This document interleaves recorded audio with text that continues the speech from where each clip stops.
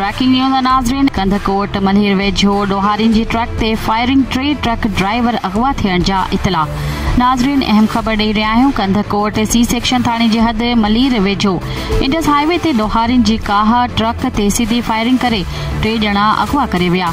मिलियल ॼाण मूजिब इलाइक़े वासी आवाज़ुनि ते ॿाहिरि निकिरी आया। इलाइक़े वासी गोला बिरादरी जे माण्हुनि ॾोहारियुनि खे ॾिसंदे ई फायरिंग करे ॾिनी, जंहिंमें ॾोहारी हिक ॼणे खे छॾे बाक़ी 2 ॼणनि खे अगवा करे फरार थी विया। ॿिए तरफ़ पठाण पुलिस पिकेट साम्हूं हूंदे बि पुलिस ॾिसंदी रही। नाज़रीन, इतला आहिनि त फायरिंग हिन वक़्त बि जारी आहे। हर वक़्तु हर ख़बर खां बाख़बर रहण लाइ ॾिसंदा रहो KBK वेब न्यूज़।